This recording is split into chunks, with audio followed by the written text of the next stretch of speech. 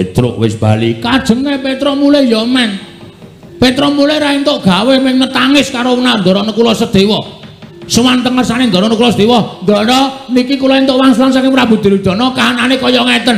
Wong loro nika ming nangis. Satriya ora duwe bapak, ora duwe simbok, arep sambat karo kakane malah didukani. Anane ming do rangkul-rangkulan nangis. Mbangane Bagong weruh, Ndara kula do nangis. Luwung Bagong sing kudu iso nentrenke atine Ndara kula." Jagat Dewa Bathara Paman, wonten dawuh pripun? Pancen cah siji niku pekok tenan. Yes, anggris gelem omongan kok malah ngungkuli sapa-sapa. Rasa cerewet nih. Rasa melu, apa meneh kowe sing ngene kowe iki ora duwe hak melu pertemuan kaya ngene iki. Iki pertemuane bapak karo anak sing ngandung warisan. Kowe kok nyelo-nyelo, kowe iki ora ning negarane dhewe, ora ning negarane wong liya mesti mbebutek kahanan negara kowe. Paman, wonten dawuh badhe wangsulan majeng mriki. Sampun mboten mawon. Ndak malah kewirangan, Ger, malah ngrekoso urip kula. Kowe kudu lunga. Mboten ajeng lunga. Dawuh. Wonten dawuh. Yen ora lunga tegese kowe wani karo Duryudana. Lho, nuwun sewu, kula nek ora marahi. Kula nek diwarahi niku nek upama kula landhesane siji bener, niku ambok karo sapa-sapa kula ora wedi. Nah niku patokan kula mung ngoten sinuwun. Tur kula teng mriki nggih bener wong sing duwe negara dudu sampeyan kok sampeyan sing paring dawuh, sampeyan sing mangsuli. Emoh. Kula ya bener merga kula kepengin midhanget sabdanipun Prabu Salya Pating Mandraguna. Mandaraka. Saking mempeng kowe kleru. Aku anake mantu, luwe-luwe anake mantu. Nek kowe ora ngepek anake Prabu Salya, kowe ya dudu anak mantu, kowe ya dudu sapa-sapa. Sing duwe aming Prabu Salya, Yayi. Bagong menika nadanipun menapak-menapakaken dasaripun leres. Panjenengan wayu pawadan menapa-menapa tartemtu kawon. Mila kula aturi ngawon, tinimbangane mangke panjenengan malah kewirangan. Yayi, menapa dipun ngendi? Aturaken Bagong menika cocok tuwin leres. Jagat Dewa Bathara. Lagi iki Duryudana kalah omongan karo kere. Mula aja sok ngina karo kere, giri lusi jalma tan kena kinira ya. Wujute kaya ngene iki ning aja disawang wujute. Iki lagi arep kondiang aku. Di streaming to iki padahal wong akeh do ngerti nek Duryudana kalah adu argumen karo Bagong. Argumen ya apa? Argumen niku napa? Mbuh. Aku ki iso omong ora iso jelaske. Iso maca ning koran-koran kae. Malah kewirangan. Mungsuh Bagong ora iso nanduki omongane Bagong. Paman dos pundipun lenggah mawon ingkang sekeca kajenge anak Prabu Salya ingkang paring dawuh nuwun sewu nuwun salya ingkang paring dawuh. Bagong, wonten dawuh. Aku durung iso menehi keterangan sing gumathok. Sampeyan ampun melu-melu lho. Sampeyan aja melu-melu Prabu Duryudana lho, duwe adeg-adeg lho. Ratu nek ra ndek adeg-adeg mung rubo-rubo gedang. Sing kene ambruk rono sampeyan ambruk rono, sing kene ambruk mrene sampeyan ambruk mrene. Nggo ngopo gunane dadi ratu? Kudu duwe penemu dhewe. Babakan Ndara Nekula Sedewa niki sampeyan kudu iso nengahi ora mesak penake dhewe. Nduraku kono ngomong piye? Lho, lah piye biasane omong kok kono ngomong piye? Angge omong biasane pripun? Aku durung iso nengahi, pikiranku isih bunek. Aku kudu piye kelawan anakku Nekula Sedewa. Monggo aku wis kebacut sumpah. Monggo sampeyan ajeng nglintati sumpah sampeyan monggo. Ajeng maringi kali Ndara Nekula Sedewa niku ya langkung apik, luwih becik. Bangane sampeyan ratu dunekke blendra-blendre kaya banyu tumumpang godhong sintik. Omongane ra iso digoceki. Nek cara kula malah isin. Ya wis. Yen ngene kowe mengko nusula Petruk nggih. Balya ning kasatriyan Sawujajar Bumi Tawu nggih. Yen to apa ingkang ature anakku Nekula Sedewa lagi ndak pikir ning aja kuwatir. Mesti aku menehi sarta peparing karo anakku Nekula Sedewa. Nah, ngono lho. Dadi ketok tentrem kahanane. Ngoten mawon malah prayogi, ngoten mawon kula nek ngoten kula nyuwun pamit. Ya. Ora ketang durung ana keterangan sing gumathokne wis ana trontong-trontong sulake pepajang. Ya. Sampun nggih sinuwun. Ya sing ati-ati aja kaya bocah cilik. Nun nggih matur sembah nuwun. Sinuwun Duryudana kula nyuwun pamit. Ora caturan karo dapurmu. Ora caturan ya wis. Blogegku sagunita. Lit. Ma. Kula tampi akarya bombong raos sing manahipun tiyang sepuh. Mboten langkung puja pangastawan ingkang Rama kula aturi nampi nggih anak kula Ngastina. Kula pendhingga jimat paripé dayaning kasantosan. Paring pangestu paduka Kanjeng Rama ambawahono kabagyaning gesang kula Kanjeng Rama inggih matur sembah sewunun tanpa pepindhan. Lan kula suwun dipun prayogaken anggenipun lenggah wonten negari Mandaraka. Anak kula anak Prabu Duryudana sampun boten kirang prayogi wiswanipun ingkang putra Ngastina Duryudana Rama Prabu Mandaraka. Kula nuwun sewu. Hana Prabu Mandura sarawa paduka ingkang Rama Mandaraka ngaturaken puja krami karaharjan rawuhipun anak Prabu Mandura, anak kula, anak Prabu Baladewa. Jagat wasesanemu Bathara Wayapura jagat Pati Indra Jaladewa kuwi Rama Prabu tansah pinanganing kawidadane ring sambi kula sawanipun ingkang putra Mandura pun Baladewa manggya yuwana niskala sawan kula Durga Mendhak kala sirna namung kepareng ingkang putra ngaturaken sembah sumung kemeng pangabektinipun ingkang putra kunjuk kersa paduka Rama Prabu Mandaraka Rama Prabu Salyawati kula tampi nggih akarya bombong raos sing manahipun tiyang sepuh mboten langkung puja pangastawanipun ingkang Rama kula aturi nampi. Kula punika jimat paripé dayaning kasantosan. Paring pangestunipun Kanjeng Rama amawahana kasantosaning lair batos kula. Lan amawahana kabagyaning gesang kula Rama Prabu Mandaraka. Syukur menawi kula mekaten mugi kasekecakno anggenjeng andika lenggah anak Prabu Baladewa. Sampun boten kirang prayogi wiswanipun ingkang putra Mandura pun Baladewa Rama Prabu Mandaraka. Karna anakku mantu Karna prayogakno nggon ngadhep ngarsaning wong tuwa ya nggih Basukarna. Kawula nun inggih Rama Prabu. Sampun boten kirang prayogi wiswanipun ingkang putra pun Basukarna. Namung drelan sak sampunipun kemareng kula ngaturaken sembah sumung kemeng pangabektinipun ingkang putra kunjuk sandhap padha paduka Rama Prabu Salya sesembahan kula Rama Prabu Mandaraka Basukarna iya tak tampa gawe bombong menggaling wong tuwa ora liwat pangestu ning wong tuwa wae tampanana karna kula pun dinggo jimat paripé dayaning kasantosan Rama Prabu prayogakno nggo ngadhep ngarsane wong tuwa ya nggih sampun boten kirang prayogi wiswanipun ingkang putra pun Basukarna Pati Sengguni prayogakno nggo ngadhep ngarsaning Prabu Salya ing Mandaraka Pati Sengguni. Nun inggih sinuwun sampun boten kirang prayogi wiswanipun ing ngabdi kepatihan lan derenan sak sampunipun kepareng kula ngaturaken sepinten kalpatan kula diagung pangaksami jertan poti nimbalan kula nderek ngabiyantara wonten ing madyaning daturya negaring Mandaraka krana nderekaken dhateng sowanipun ingkang putra inggih menika pun anak Prabu Duryudana. Sowan kula manggih niskala kepareng kula ngaturaken sembah bekti kula kunjuk sinuwun ya suman ora dadi ngopo. Lan tak tampa sira ngaturake bekti kelawan Prabu Salya ora liwat pangestu ning Salya tampanana. Kula pun dinggo jimat paripé dayaning kasantosan. Lan tak jaluk gandeng dina samangka iki jeneng ingsun nglumpukake marang Atmajaku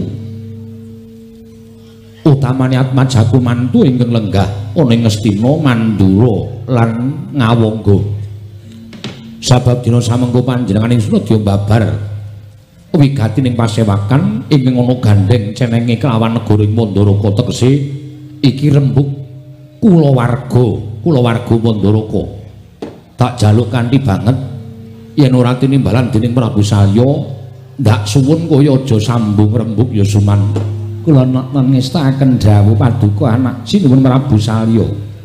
Menapa sampun paduka dawuhaken badhe kula candhingga jimat syukur yen to mengkono. Kula nuwun sewu, nggih anak Prabu Ngastina wonten dawuh Kanjeng Rama.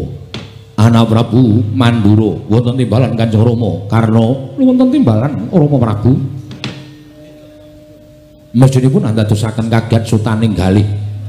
Menapa to sababipun kula atur nawala dhateng anak kula ing Ngastina, menapa dene kula atur nawala dhateng anak kula ing Mandura. Bilih kalenggan menika paduka kekalih kula suwun supados rawuh wonten negari Mandaraka. Badhe wonten rembag ingkang nedya kula babaraken madyaning kedaton negari Mandaraka ingkang sakmangke kula nyuwun udu penemunipun anak-anak kula. Nadyan namung wujudipun anak mantun nanging pangraos kula sampun kula rengkuh dados dene anak kula piyambak. Mila mboten maneh menawi babagan menika kula aturaken dhateng sinuwun Prabu Duryudana Mandura apa dene Sira Karna.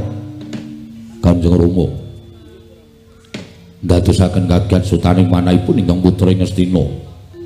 Dene kula nampi nawala suraosipun nawala pirih lenggan maning menika ingkang putra Ngastina katimbalan sowan Rama. Samangke kaselak nata ling batos ingkang tan bangkit pinambeng. Daya-daya kula mangertosi menapa to sababipun paduka Kanjeng Rama nimbali piswanipun ingkang putra Ngastina pun Duryudana. Kula mbabarana ingkang sejati ingkang putra aja nganglungaken jangga nilingaken karna. Semanten ugi kula Rama. Mboten kados adat sabenipun teka ngane-anehi dene paduka paring nawala dhateng ingkang putra ing Mandura pun Baladewa.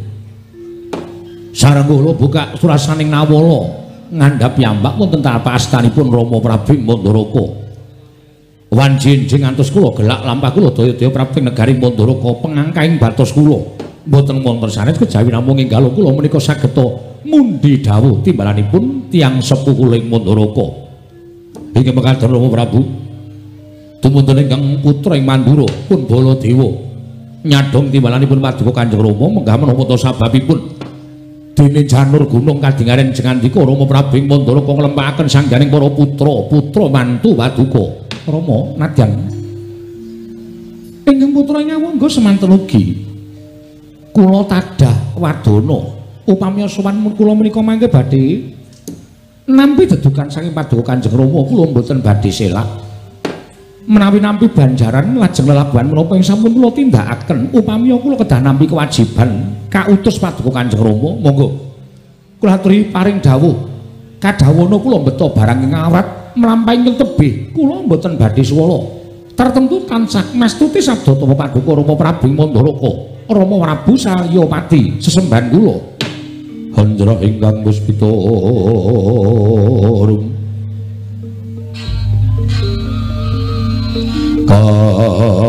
kasiliring samirana mrih mawe raras renaning liya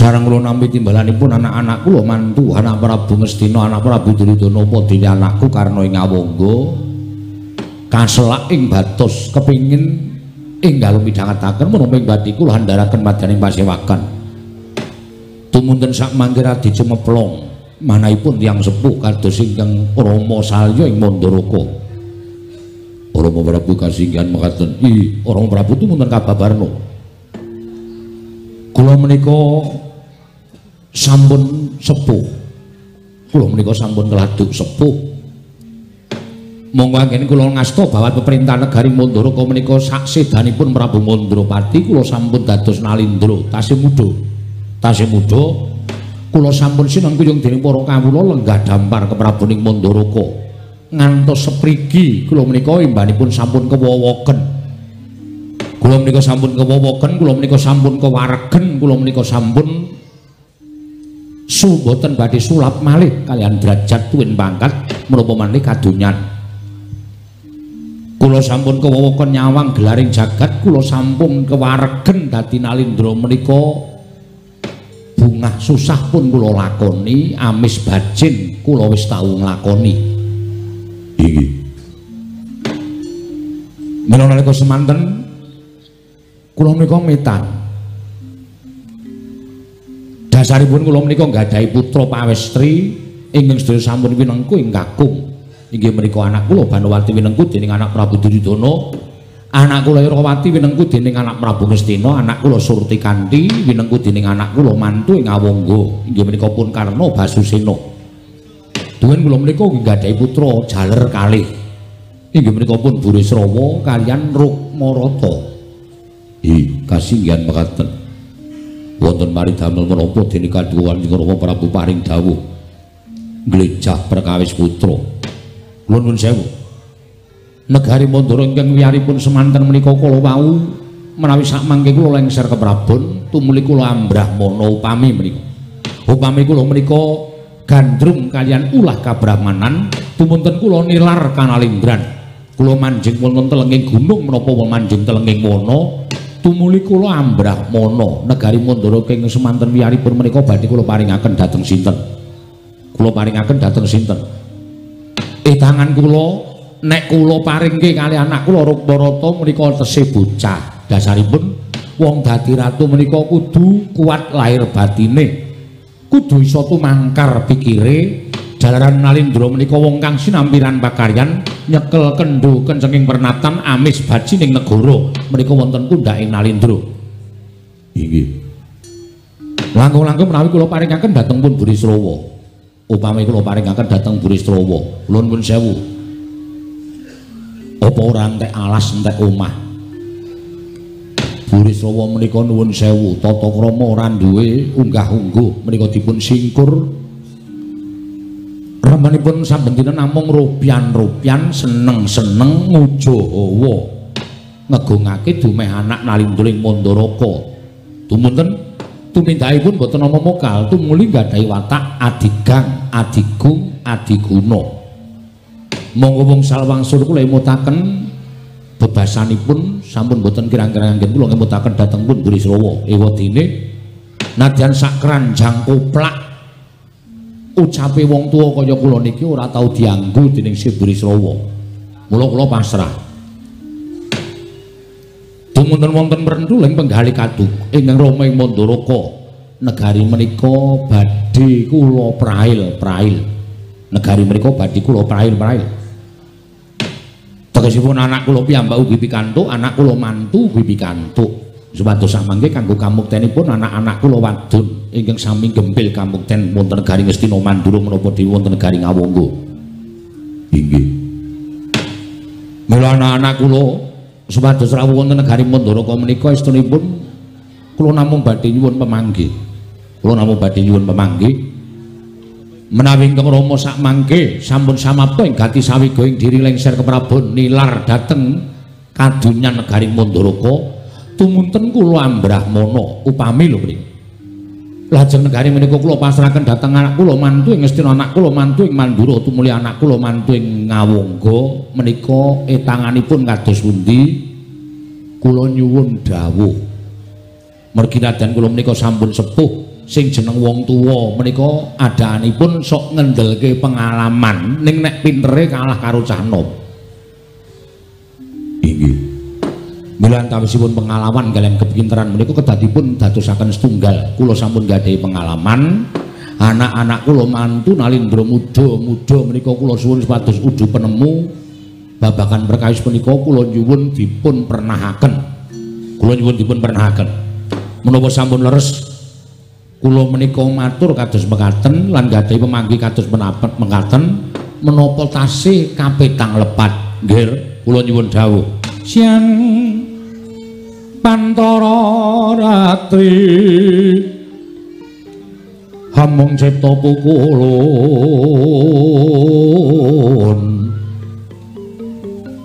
Om Tanono liwan taheksi mila katur kang Cundha maneh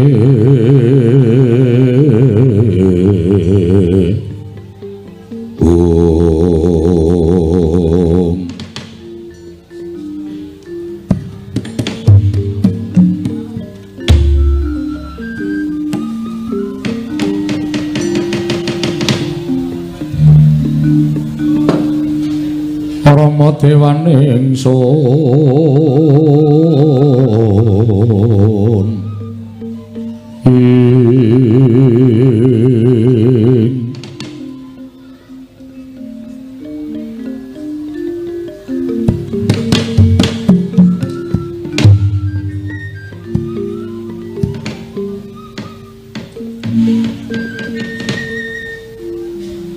Nunamit pasang Kalimantabi tinebine nglodheni demawahing tawang tuwa.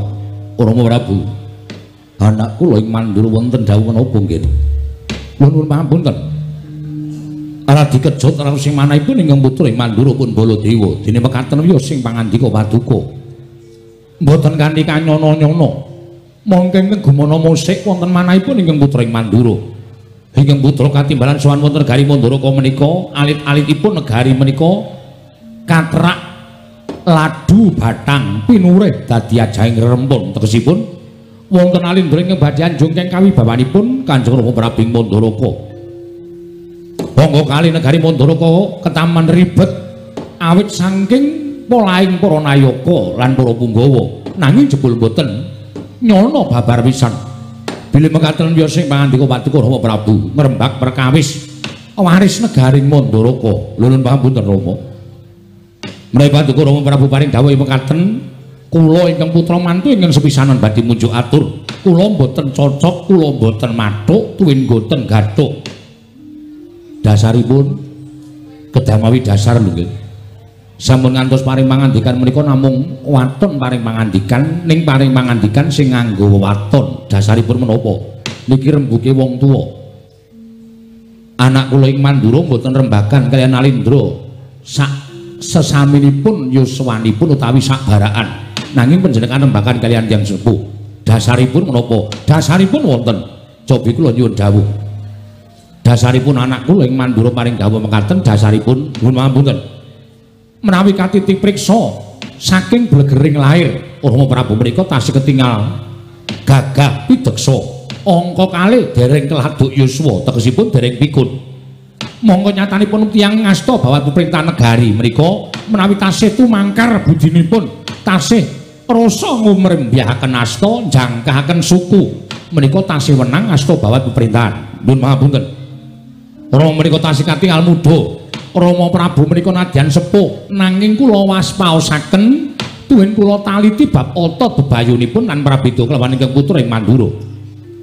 Bila menawi paduka Rama Prabu ngrembak perkawis menika kula mboten cocok, kula mboten mathuk. Nuwun sewu. Nuwun sewu nggih. Tiyang gesang wonten ing alam padang menika ingkang ngraosaken awakipun piyambak. Nadyan tiyang sanes menika sami nyebat, "Wula salya kae iki wis tuwa ning ketok gagah. Salya kae wis tuwa, wah pasuryane mundhak mencorong lan sanes-sanesipun menika namung panggerbanipun tiyang sanes." Ning sing iso ngrasake perkara kula niku wis tuwa apa durung, perkara kula niku wis ringkih apa durung menika namung awakipun piyambak. Panjenengan ora iso ngrasake salya, semanten ugi kula ora iso ngrasake anak Prabu Mandura. Menika sampun pinesti dhateng Kodrati Hyang Manasa. Monggo raos kula menika sampun keladuk yuswa. Paningal kula sampun boten cetha, ucap kula sok kepleset-pleset klera-kleru. Sukunipun ingkang Rama ing Mandaraka menika menawi kinarya jumangkah menika estunipun sampun boten kiyat nanging gandeng kula menika boten kepengin dipun wastani Nalendra sing ringkih mula pendak-pendak diperisani piyai akeh kula kuat-kuatke nggih kula kuat-kuatke ning iso ngrasake ming salya angka kalih wong gesang wonten ing alam padang menika namung 3 perkawis lair netepi kewajiban mati cekap ngaten kemawon boten wonten sanesipun lahir salya sampun nindakaken wonten ing jagat tegesipun kula sampun nglampahi tataran ingkang setunggal angka 2 netepi kewajiban kula wis dadi ratu sing apik kula wis dadi ratu sing becik negara Mandaraka katon tentrem negara Mandaraka katon makmur kawulane padha sayuk rukun tetunggalan manunggal tunggal cipta rasa karsa lan karyane angka 2 negara Mandaraka menika dereng nate ketekan mungsuh negara Mandaraka menika dereng nate ketekan mungsuh mbuh mungsuh saka njaba utawa mungsuh ingkang bakal ngrogoti negara Mandaraka menika sami boten wantun. Tegesipun kula sampun dados Nalendra ingkang sae. Upami wonten kula mesti saged ngrampungi perkawis menika kanthi tuntas. Anak-anak kula wis mentas kabeh. Anak kula Irawati wis pinengku garwa panjenengan, anak kula Surtikandi pinengku garwa anak kula Karna, anak kula Banwati pinengku garwa pun anak Prabu Duryudana. Nek anak lanang kuwi tumrap salya kula mesti mulang karo anak kula lanang aja gampang semendhi marang panguwasaning wong tuwa ning kulinakna bebodro dhewe. Sampun jangkep to? Sampun jangkep. Dados dinten sak mangke kula menika namung menggalihaken dhateng awak kula piyambak uripe salya kuwi sak teruse kepiye. Kula namung pados kepengin pados sangu kinarya sowan dhateng panguwasaning dat kamurweng dat nek wis entuk sangu sing cukup tumuli kula pasrah ngenteni jidaring pasti patine salya menika yo manut karo panguwasaning Gusti Ngakarya jagat ning sadurunge kula menika ninggal jagat apa-apa wis temata negara wis temata kabeh wis katon kepenak disawang lek kula sowan ngersaning Gusti mangke upami titiwancine wis nekani niku ora kesandung-sandung ora kesrimpet-srimpet lakune. Mila bab menika panjenengan sampun ngantos dhuwur. Namung kula suwun niku pratikelipun bab negari menika kedahipun kados pundi? Rama Prabu wonten dawuh. Kula nuwun sewu. Kula badhe nyuwun pirsa dhateng Rama Prabu. Menapa panjenenganipun badhe merail negari Mandaraka menika tumrapipun paduka Kanjeng Rama Prabu kedah adil ing samukawisipun kudu adil. Menawi boten adil sampun ngantos kula menika disebut sebut Nalendra ingkang Banjinde Banjiladan. Menawi kedah adil mestinipun putra paduka menika boten namung menika. Kejawi kadang kula Yayi Rukmarata lan Yayi Brisrawa. Nanging estunipun ugi wonten ingkang gadhahi hak tumraping warisan negari Mandaraka. Mangkiriye. Sinten nggih? Sinten ingkang gadhahi hak tumrapi negari Mandaraka. Nuwun pamunten. Kadang kula ing sawujajar tuwin Gumira Tawu. Inggih menika pun kula Sedewa. Menapa Rama Prabu mboten welas, menapa Rama Prabu mboten nggadhahi raos tresna asih dhateng Majapaduka. Jernyatanipun kula Sedewa menika wiwit lair sampun tinilar dening tiyang sepuhipun. Tiyang sepuhipun sami seda, sudarmanipun binanjut dening panguwasaning dewa, tumuli ibunipun seda kunduran. Tegesipun lare kalih menika lula. Lare kalih menika lula. Wiwit cilik dimong karo Pandhawa, karo kakangne telu, Puntadewa, Werkudara lan Janaka. Menapa Rama Prabu boten wonten mrendra raosipun badhe maringaken boten ketang sekedhik negari ing Mandaraka dhateng kang putra pun Nekula Sedewa, Rama Prabu.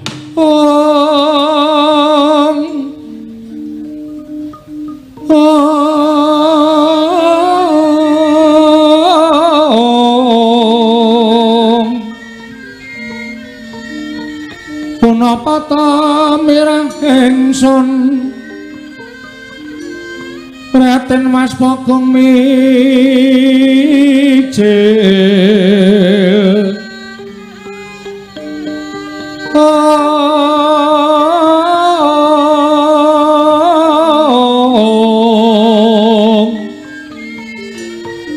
Tuda tanpa karya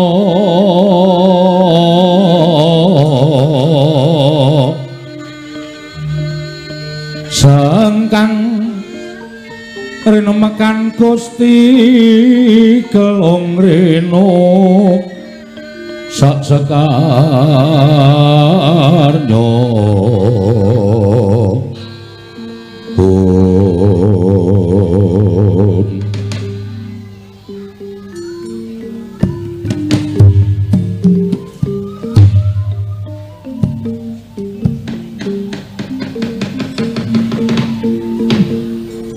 Dewa Bathara ya jagat pangestu nggih matur nuwun jeneng andika anakku ing Mandura ngemutaken dhateng ingkang Rama ing Mandaraka nadyan persasat kaya cinaca ing Bajra Lungit ngantos sepriki ngantos kula mboten kemutan dhateng anak-anak kula piyambak mongko menika kulit daging kula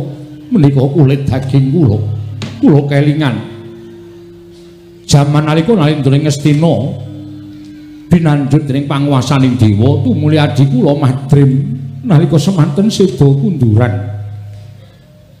nekula sedewa nalika semanten kula gendhong tumunten ate kula janji nggih kowe dadi bocah lolo kowe bayi wis ditinggal bapakmu wis ditinggal mbokmu seksenana jagat saisine yen nganti sesuk kowe dewasa negara Mandaraka ora ketang sithik kowe kudu melu ngrasakake kamukten aduh anak Prabu Mandura matur nuwun dene jeneng andika ngemutaken dhateng ingkang Rama ing Mandaraka malah sak mangke cetha bilih kula tetepaken anak kula nekula Sedewa ugi kedah pikantuk mboten ketang sekedhik inggih menika negari ing Mandaraka. Nuwun sewu Rama Prabu.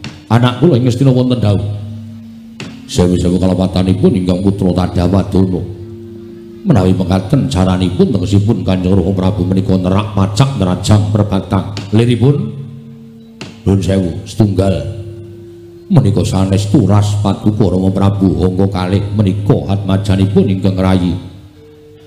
Inggih menika pun Kanjeng Bibi Madrim mestinipun turas wanita menika mboten gadhahi hak tumraping negari Mandaraka menawi jeneng andika Kanjeng Rama Prabu ing Mandaraka paring dawuh mekaten tegesipun negari Mandaraka menika mangke badhe bibrah tatananipun mboten badhe sami pitados dhateng pangawaosipun negari Mandaraka kula mboten mathuk kula mboten sarujuk kula mboten cocok menawi jeneng andika Rama Prabu paring dawuh mekaten. Nuwun sewu Yai. Nuwun sewu. Sewu-sewu kalapatanipun ingkang Rama Tadhawadana. Nanging menawi mekaten menika caranipun sak mangke paduka Yai Prabu menika badhe inggih menika njlomprongaken dhateng asmanipun ingkang Rama piyambak dhateng juranging kanistan. Tegesipun satunggaling nalindra ingkang boten saged ngugemi dhateng menapa ing sampun dipun sumpahaken. Monggo nyatanipun Kanjeng Rama Prabu menika sampun paring dawuh mboten ketang sekedhik nakula Sadewa ugi badhe pikantuk laladan negari Mandaraka. Nyuwun pangapunten langkung sae nerak dhateng menapa ing sampun dipun sabdaaken menapa nerak dhateng pernataning praja kula kinten sedaya dereng saged midhangetaken lan dereng saged ngawruhi babagan upatanipun Kanjeng Rama Prabu Mandaraka. Anggenipun sampun nate paring sepata bilih nekula Sedewa ugi pikantuk laladan negari Mandaraka. Tumrap kula saenipun babagan menika dipun jabel ning cara kula jeneng andika Rama Prabu tetep mboten maringaken negari dhateng pun nakula Sedewa menika langkung prayogi. Nuwun sewu. Menawi mekaten menika mangke upami para kawula mboten saged midhangetaken upatanipun Kanjeng Rama Prabu saya nanging Rama Prabu badhe pikantuk denda saking dewa. Monggo nyatanipun Kanjeng Rama Prabu menika badhe pados margi kasampurnan ingkang sejati. Inggih menika nglebur dhateng sedaya dosa, tuwin tumindak ingkang sae kinarya sangu anggenipun badhe murut wonten ing kasedan jati. Upami sak mangke sampun titi wanci badhe mapan wonten ing Lokabaka. Nyuwun pangapunten. Menawi cara kula hawluh entuk dendaning Jawata tinimbang entuk dendaning kawula. Nek entuk dendaning kawula menika badhe dipun sipati dhateng sinten kemawon. Nggih entuk dendaning Jawata sapa sing ngerti jer menungsane wis mudhar. Tumrap kula mboten dados sabab menawi cara kula sakmangke kula sedaya menika mboten gadhahi hak warisan tumraping negari Mandalaka. Kula nuwun sewu nggih. Ingkang sekawit kula mboten pikantuk urun rembab, namung tumrap kula kok menika kula perlu udu penemu. Ya, Sengguni. Ning sing apik-apik wae ya Sengguni. Nggih, nggih. Mugi-mugi dalu menika saged sae. Menapa ingkang klaturaken dhateng Paduka Gusti kula ingkang sinuwun penemu piye? Miturut kula menapa dipun ngendikaken anak Prabu Ngastina menika leres. Jengandika nguncati sumpah menika badhe pikantuk dendaning dewa.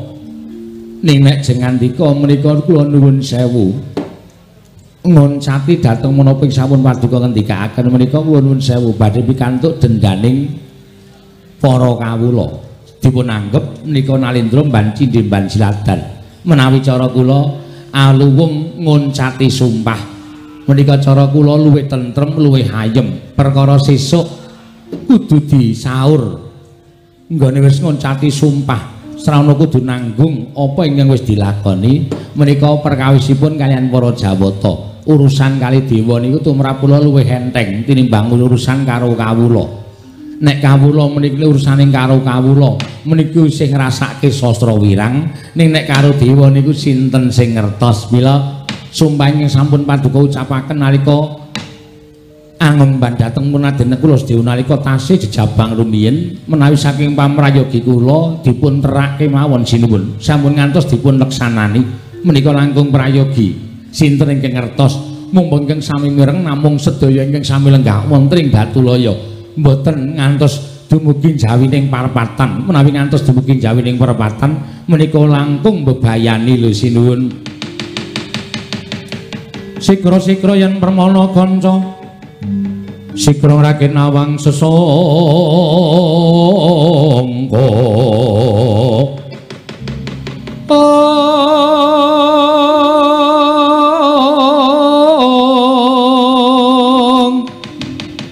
Nalendra mbak marwa sing sang mangyat kurta kota kaping mangyat kurta kota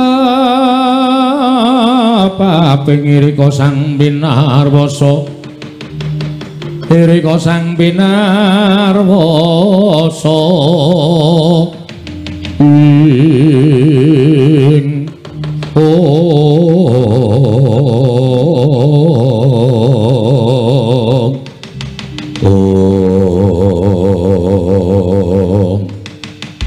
Sidemadaning pasewagan nalika sampun dhatangan manjanipun Reki Alapati Harya Sengkuni tinampi nata ing Mandalaka Prabu Salya ndadosaken legek penggaling sanata Prabu Salya ngrenggahi kanyut nangka wardu kanyut ujare waganten wardu jare wakeca nginang durung abange durung manding dasaring pertawa kasaru geger njaba piyak ngarsa tamping mulya sebar punawuh apa to kang dadi darunane ora numancan kumuran Gajah Medha saka Wandilan kejawi namung sowanipun utusan sae negari Ngamarta nenggih abdi kinasih negari Ngamarta ingkang nyerpepeh pindha sata matarangan karya jingak kang samya mulat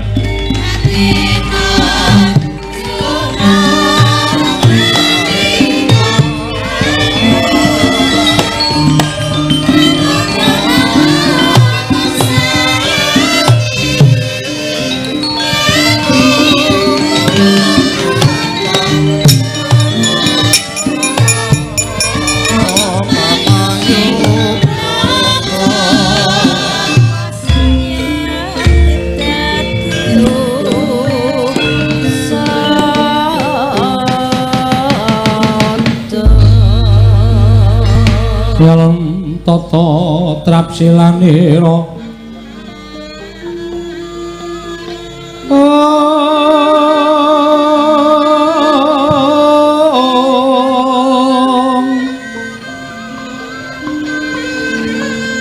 ngacomaken astanira kalih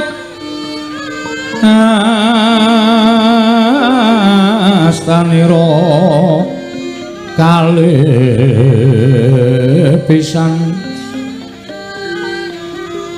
yen ngandika magawe apranta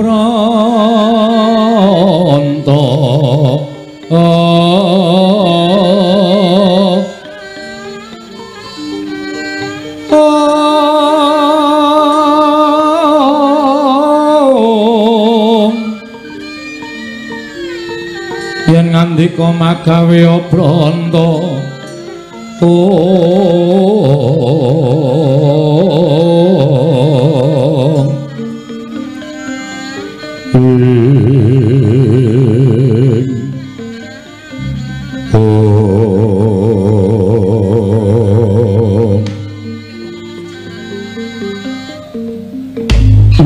jagat wajisanmu Bathara Wayapura jagat wiladal gawe kaget ora panglingi kirak Petruk sowan ning negara Mandaraka lha kok janur gunung Kadingaren Panakawan sowan ning negara Mandaraka Petruk padha raja sapraptanira Panakawan nyuwun mangapunten nuwun amit pasang Kalimantabi tinebine ing ladone Jumawahing tawang tuwang sinuwun linepatna ing tulak manung lakar kaleresan kula abdi panjenengan pun Petruk nadyan awis-awis kula sowan wonten negari Mandaraka namung dinten menika kula perlokaken sowan wonten negari Mandaraka kemareng kula ngaturaken sembah sumangkeming pangabekti kula kunjuk sinuwun iya wis ndak tumpah karya bombong Tyas Ingsun ora liwat pangestu ingsun tampanana kula pundi nggo jimat pariping dayana ning kasantosan paring pangestu paduka mawakana kabagyaning gesang kula sinuwun ora antaraning kowe karo Bagong kok lete suwe men apa mangkate ora bareng sareng lah kok kowe wis sowan lecak untara Bagong kok lagi sowan kuwi kaya wong ora rukun anake Semar padha-padha putra Semar kok ora rukun mboten kula rukun tetep manunggal dados tunggal lah kok Bagong le sowan keri nanti Gong kleru anjungan sebelah ya aku ceniningan kok kowe ora bareng tekan ngono lho kok nyenyet aku kulo sing negara Mandaraka to Bagong padha raja sapraptamu pengentunipun sinuwun Prabu Salya tansah pinayunganing kawidadan niring sambikala sowan kula tebih saking rubeda kepareng kula ngaturaken sembah sumungkeming pangabekti kula kunjuk sandha pepoda paduka jagat Dewa Bathara ing atase Panakawan kok tembunge gawe marem mekaten inggih pangestuku tampanana kula pundi nggo jimat paripe dayanana ing kasantosan karepku nek sowan ngono kuwi lho Gong ngomongane ora ting pletot lancar ketok nek anake Semar pangestumu wis sinau itu ha iya Panakawan Bagong Panakawan Petruk kote nggih kula pundi nggo jimat paripe dayanana ing kasantosan Petruk kandung bolong padha arja sapraptamu sinuwun Mandura wilujeng bekti kula kunjuk yo pangestuku tampanana Petruk kula pundi nggo jimat paripin dayanana ing kasantosan Panakawan Bagong padha raja sapraptamu pangestunipun Ndara Baladewa wilujeng bekti kula kunjung nggih sinuwun yo tak tampa pangestuku tampanana kula pundi nggo jimat paripin dayanana ing kasantosan Petruk kantong bolong padha raharja sinuwun Karna Basusena ing Awangga wilujeng bekti kula kunjuk iya Petruk ndak tampa pangestuku tampanana Petruk nggih sanget anggen kawula ndadosaken jimat Panakawan Bagong padha raja sapraptamu pangestunipun Ndara Karna Basusena wilujeng bekti kula kunjuk nggih sinuwun iya Bagong pangestuku tampanana kula pundi nggo jimat paripe dayanana ing kasantosan amawahana kabagyaning gesang kula Petruk wonten dawuh sinuwun gawe kaget sowan mangka tanpa tinimbalan gage yen pancen saka karepmu dhewe kowe matura wigatine apa yen diutus bapakmu duwe perlu apa nanging yen to kowe diutus pundhenmu Pandhawa duwe atur apa kelawan aku ing nalindring Mandaraka Petruk matur sembah nuwun sinuwun kemareng kula ngaturaken tebah siti sekul binung teling kulon klapa ampun ta mbok bilih wonten lepat kula anggen kula munjuk atur rasa paduka Sang Nata iya Petruk ora dadi ngopo ing angka kalih sowan kula ngersa paduka sinuwun Prabu Salya menika mboten saking pikajengan kula piyambak namung kula menika dapur dipun utus dening pepundhen Pandhawa duka kula niku ya bingung ing atasipun sinuwun Prabu Darmakusuma menika kadangipun kathah Ndara Werkudara, Ndara Janaka ning kok sing diutus kula. Kok sing diutus kula niku terus kula rumangsa digunakake dening Ndara-ndara Pandhawa. Mula nek kula selaki kok kaya ora prayoga. Tumuli kula bidhal lumarap sowan dhateng negaring Mandaraka. Dadi sing ngutus sira kuwi anak Prabu Ngamarta. Sanes. Lho. Tembungmu piye, Petruk? Panci kula menika bidhal saking negari Ngamarta. Ning kula menika mboten dipun utus Sinuwun Prabu Darma Kusuma, nanging kula menika dipun utus rayine Sinuwun Prabu Darma Kusuma inggih menika Ndara Nekula Ndara Sedewa. Lho. Anakku Nekula Sedewa utusan kelawan sira Petruk nggih. Merga sareng kula nyuwun priksa, lah kok kula Den, kok kula sing didhawuhi supados wonten negara Mandaraka. Terus Ndara Nekula Sedewa paring dawuh, "Lah sapa to, Truk? Wong aku ki tiba ragil. Nek aku kongkonan ayaka, mengko ndak perkara iki ngabar tekan ndi papan, mula kowe sing iso primpen nyimpen wewadi iki, kowe tak utus ngersaning Kanjeng Prabu Mandaraka, kowe matura apa sing tak weling." Ngaten niku. Anakku Nekula Sedewa weling apa karo kowe? Lan bakal matur apa? Nuwun sewu. Duka saking sinten kula dhewe ya ora dong. Ning kok Ndara Nekula Sedewa niku prisa. Prisa nalika Sinuwun Mandaraka tau tate ngucap sumpah. Nadyan Ndara Nekula Sedewa menika tasih bayi itu nalika semanten tinilaring kengebu Dewi Madrim kali Sinuwun Prabu Pandhu. Bocah nika dadi bocah lolo utawa kasarane bocah yatim piatu. Iya Petruk. Nganti sepriki wis iso mukti ngawibawa niku merga dimuktake karo kadang-kadange tuwa Ndara Puntadewa Ndara Werkudara Ndara Janaka. Truk, kowe tak jaluk gelem mbantu aku ya Truk, ewang-ewang ana aku, kowe nyawango aku. Sapa sing arep tak percaya liyane para Panakawan? Madheg ati kula. Nyawang Ndara Nekula Sedewa niku pasuryane abing nika. Le matur groyok-groyok, le ngendika groyok-groyok, ketok banget nek arep nangis. Matura Kanjeng Wae Mandaraka, aku mung pengin nagih janji kalian pengendikane sing wis tau kawiyos. Aja nganti dilalekke, Nekula Sedewa aja dikiwake, Nekula Sedewa aja dikuwalonke. Merga kabar iki aku ngerti nek putra-putra mantu ditimbali rawuh ana ing Mandaraka. Koko Prabu Duryudana, Koko Prabu Baladewa, Koko Prabu Karna ing Awangga katimbalan sowan. Kanjeng Wae Mandaraka bakal paring ora ketang sithik-sithik kamukten negara ing Mandaraka. Lah mula kowe sowana, tanjena marang Sinuwun Prabu Mandaraka, Kanjeng Prabu Mandaraka, kahanane Nekula Sedewa iki piye? Ngaten niku. Kula ya melas.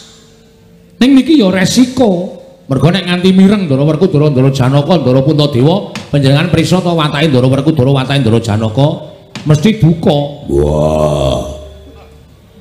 Nekula ming mukti kok ngemis-ngemis kaya kakangne ora senggudu. Mesti ngoten niku. Janaka nggih ngoten niku wong loro ndelok Ndara Janaka suwe watake ngoten niku. Nekula Sedewa ming arep mukti kok dadak njaluk Kanjeng Wae Mandaraka. Apa kakang-kakangmu ra iso muktekke? Kowe tegese ngiyas karo kakang-kakangmu, ngilani dadane karo kakang-kakangmu. Ayo, yen kowe ora gelem manut karo wong tuwa, minggat to aku ora sudi nyawang rerupanmu sing kaya ngono. Niku Ndara Janaka pambegane kaya ngoten niku. Mula niki aja nganti kawiyos dening sinten kemawon. Kula matur sinamipun Prabu Saryapati ing Mandaraka, kula nyuwun keterangan. Nek pun pikantuk keterangan kula ajeng wangsul Ndara Nekula entuk pinten meter. Malah niki diweling sisan kon sak sertifikate ya ta, Kang. Heeh.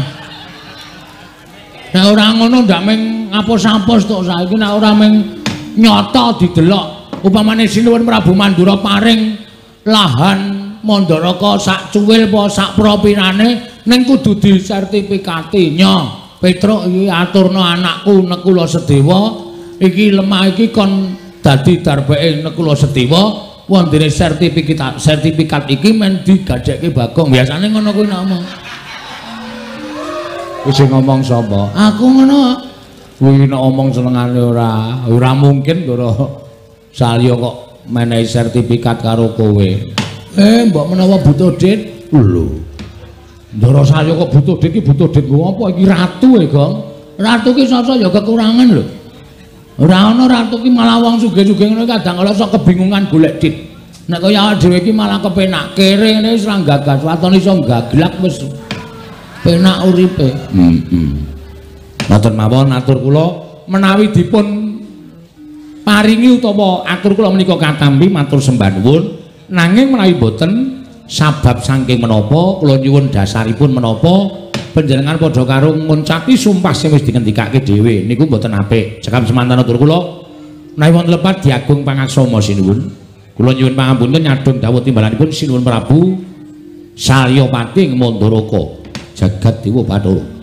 Ana Prabu Mandura wonten dawuh kawontenan kados mekaten menika kula nyuwun pertikelipun jenengan anak Prabu Mandura ingkang kapitang anak kula mantu ingkang sepuh piyambak Rama menika margi ingkang langkung prayogi gandeng samangkin kula sedaya sampun utusan kalian Petruk kantong bolong kula aturi nglegani dhateng manahipun rayi kula kekalipun kula sedaya panjenengan paduka Kanjeng Rama kedah paring mboten kitang sekedhik inggih menika laladan negari Mandaraka sageta kinarya mukti kadang kula pun kula sedaya samangke menawi jenengan mboten peparing wah kula nuwun pangapunten setunggal damel gelo manahipun putra kula sedaya angka kalih dewa tartemtu badhe midhanget menapa ing sampun paduka ngendikaaken dene Narendring Mandaraka lincat dhateng prasapanipun piyambak nggih menika gampil anak kula Ngastina wonten dawuh Petruk sowan monggo nyuwun keterangan dipuntus dhateng pun kula sedaya babagan negaring Mandaraka kula ingkang badhe paring wangsulan kaliyan Petruk kandhung bolong Rama Prabu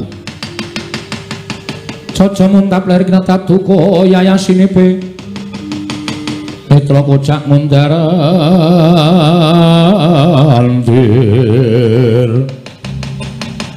hitep nyomangolon caka wadanane rombaranang ing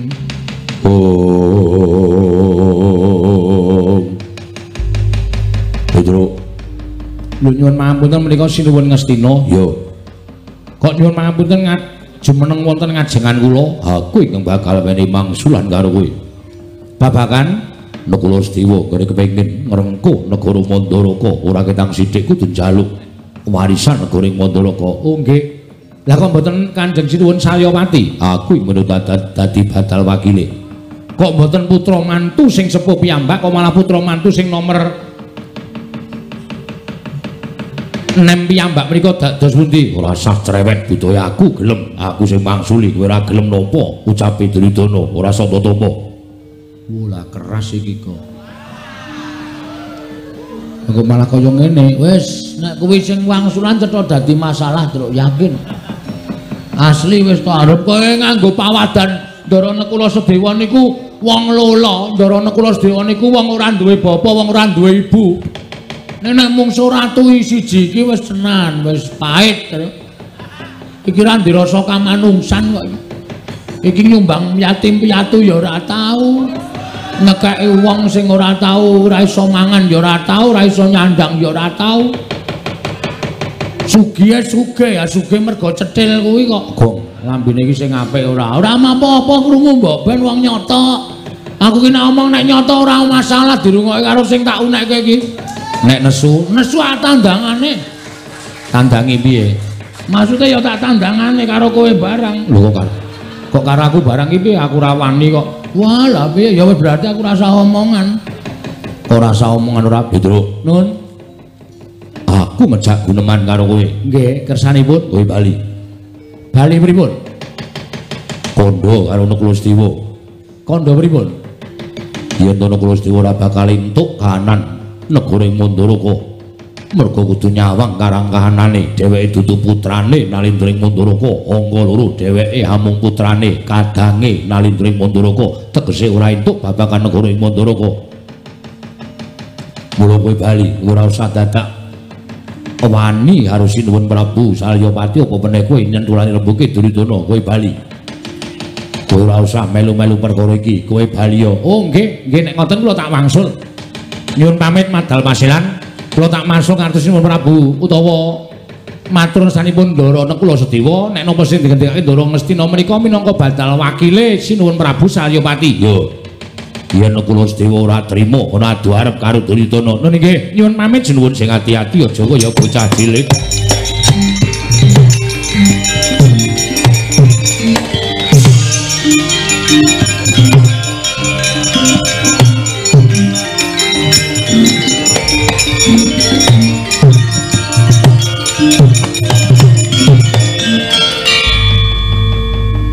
Bagong isih nang kene. Isih ana perlu e. Ono perlu apa? Petruk iki pancen tak pikir-pikir ketok enak omongan pinter ning jireh wonge. Ora wani tanggung jawab. Nek nganti Petruk niku mengke matur kali Ndara Nekula Sedewa, Ndara Nekula Sedewa ora bakal wani sowan mriki. Ndara Nekula Sedewa niku siji wong clingus. Loro Ndara Nekula Sedewa niku ora ndiyat njaluk minggenahke sebabe Prabu Salya wis kebacut sumpah biyen tau arep menehi negara Mandaraka ora ketang mung sak cuwil, ora ketang mung sithik.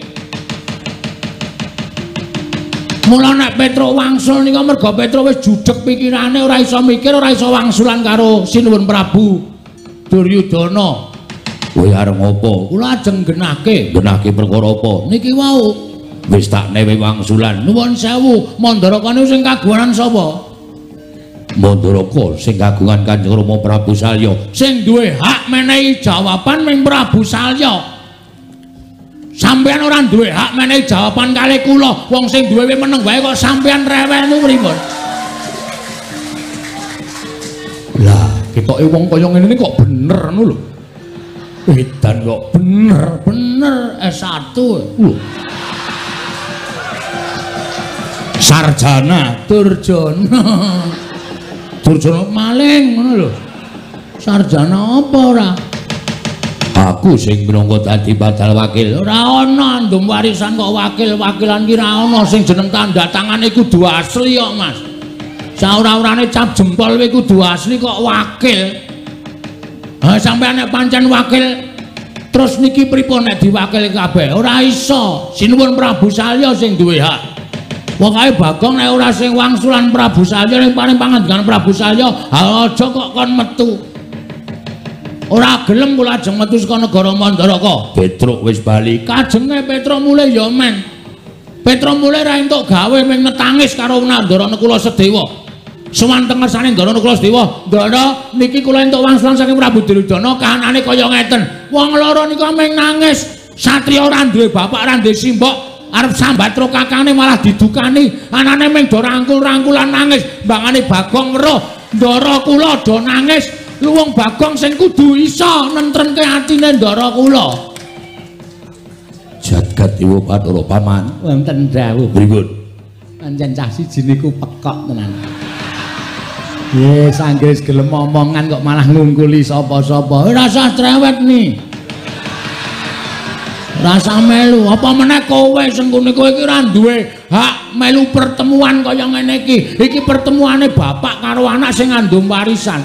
Kowe kok nyelo-nyelo, kowe iki ora ning negarane dhewe, ora ning negarane wong liya mesti mbebutek kahanan negara kowe. Paman, Wonten dawuh badhe wangsulan majeng mriki. sampun mboten mawon. Ndak malah kewirangan, Ger, malah ngrekoso urip kula. Kowe kudu lunga. Mboten ajeng lunga. Bagong, Wonten dawuh. yen ora lunga tegese kowe wani karo Duryudana. Lho nuwun sewu, kula nek ora marahi. Kula nek diwarahi niku nek upama kula landhesane siji bener, niku ambok karo sapa-sapa kula ora wedi. Nah niku patokan kula mung ngoten Sinuwun. Tur kula teng mriki nggih bener wong sing duwe negara dudu sampeyan kok sampeyan sing paring dawuh, sampeyan sing mangsuli. Emoh. Kula ya bener, merga kula kepengin midhanget sabdanipun Prabu Salyapati ing Mandraguna. Mandaraka. Saking mempengku kleru. Aku anake mantu. Luwe-luwe anake mantu. Nek kowe ora ngepek anake Prabu Salya, kowe ya dudu anak mantu, kowe ya dudu sapa-sapa. Sing duwe hak ming Prabu Salya. Yayi. Bagong menika nadanipun menapak-menapakaken dasaripun leres. panjenengan mawi pawadan menapa-menapa tartemtu kawon. Mila kula aturi ngawon, tinimbangane mangke panjenengan malah kewirangan. Yayi, menapa dipun ngendi? Aturaken Bagong menika cocok tuwin leres. Jagat Dewa Bathara. Lagi iki Duryudana kalah omongan karo kere. Mula aja sok ngina karo kere, Giri Lusi jalma tan kena kinira ya. Wujude kaya ngene iki ning aja disawang wujude. Iki lagi arep kondiang aku. Di streaming to iki padahal wong akeh do ngerti nek Duryudana kalah adu argumen karo Bagong. Argumen ki apa? Argumen niku napa? Mbuh. Aku ki iso omong ora iso jelaske. Iso maca nang koran-koran kae. Malah kewirangan. Mungsuh Bagong ora iso nanduki omongane Bagong. Pamandos pundipun lenggah mawon ingkang sekeca kajenge anak Prabu Salya ingkang paring dawuh nuwun sewu sinuwun salya ingkang paring dawuh. Bagong, Wonten dawuh. aku durung iso menehi keterangan sing gumathok. Sampeyan ampun melu-melu lho. Sampeyan aja melu-melu Prabu Duryudana lho, duwe adeg-adeg lho. Ratu nek ra ndek adeg-adeg mung rubo-rubo gedang. Sing kene ambruk rono sampean ambruk rono, sing kene ambruk mrene sampean ambruk mrene. Nggo ngopo gunane dadi ratu?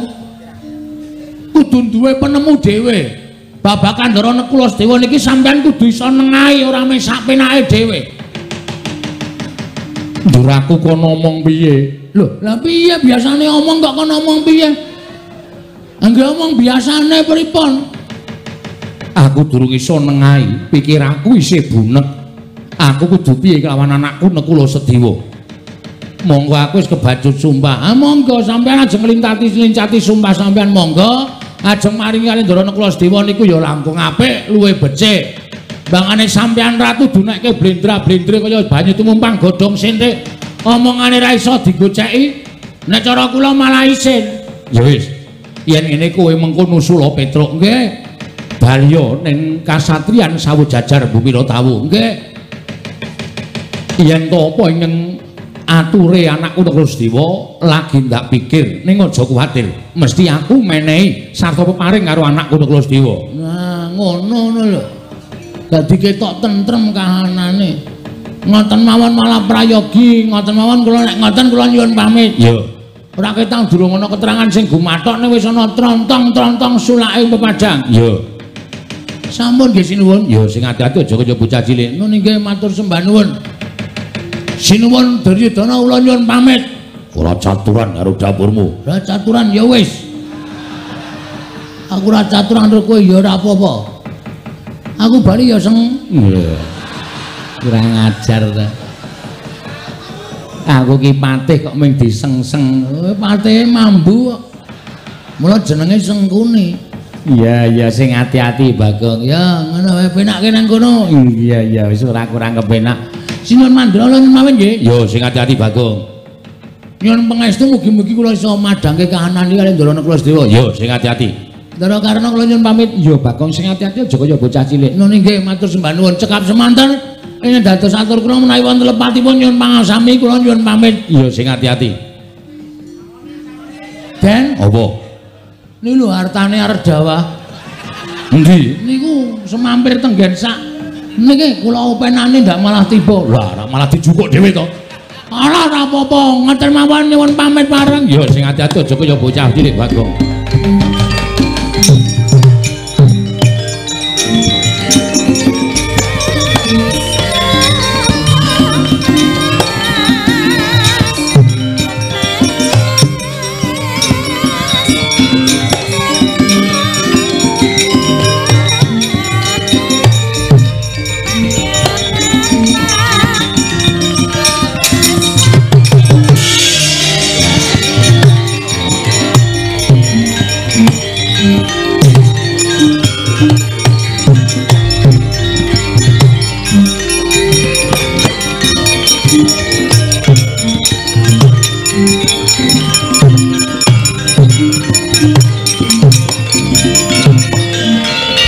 Astina Maha Prabu Duryudana alona ngandika alona ngandika dhuharine ingsun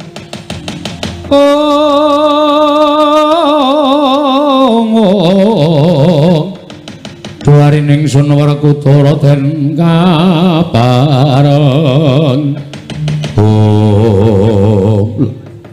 anak mantu Ngastina ketingal gorek lenggahipun tumuli majeng ngersanipun ing Roming Mandaraka nggih Rama Prabu dinten samangke menawi panjenengan tasih pitados kaliyan ingkang putra Ngastina Duryudana lan kula menika tasih dipun anggep putra mantu rampunganipun perkawis Nekula Sedewa menika mugi kapasrahna wonten tanganipun ingkang putra Ngastina menawi boten paduka paringaken dhateng ingkang putra Ngastina babar pisan kula blakotang terus terang kula boten badhe nampi negari Mandaraka nadyan namung sapro dikanggo kalih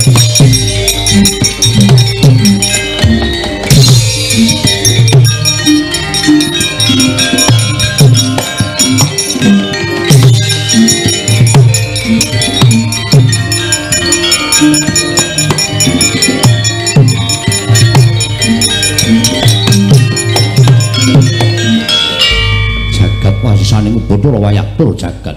Radar.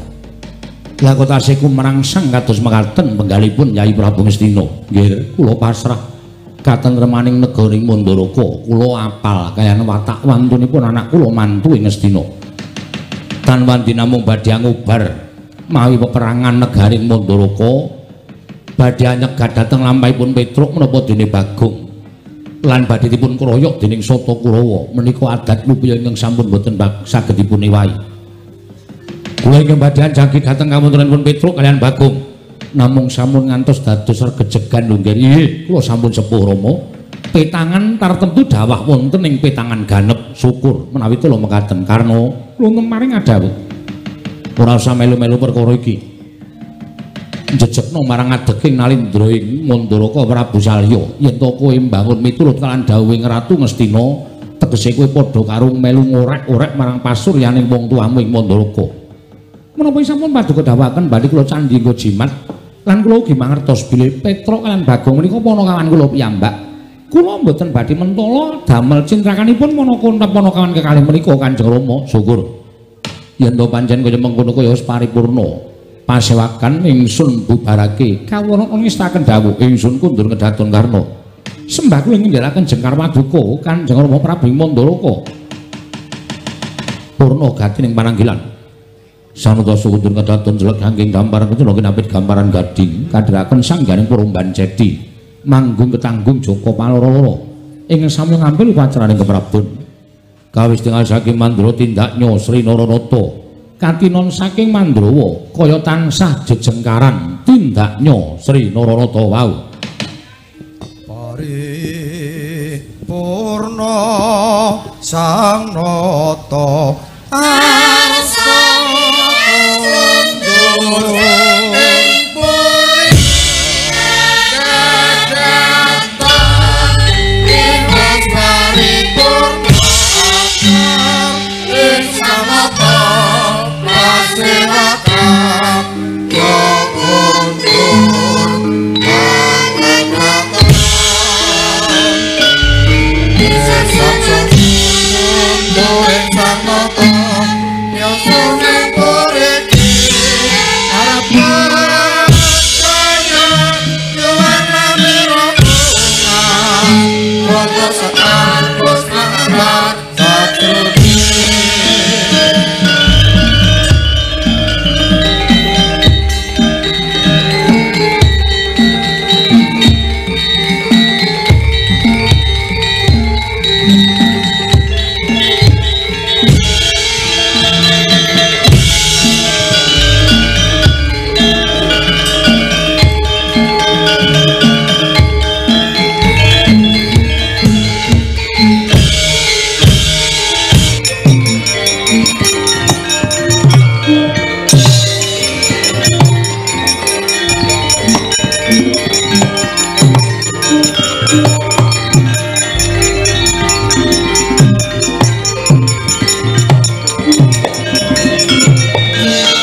Kajarian putra lamun kawekarsan Yeka wisanggeni maya Wisnu Pratenta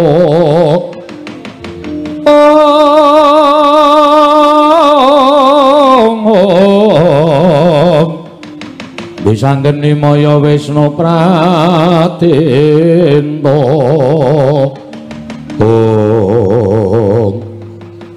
kowe mawon dadak kering apa iku? Aku iki wong ketoke berpendidikan ning goblok. Goblok piye? Kowe nek diwangsuli Prabu Duryudana kaya ngono mau janjane rasa mule. Sing duwe hak menehi wangsulan karo kowe kuwi Sinuwun Mandaraka merga negara Mandaraka kuwi kagungane Sinuwun Prabu Salya.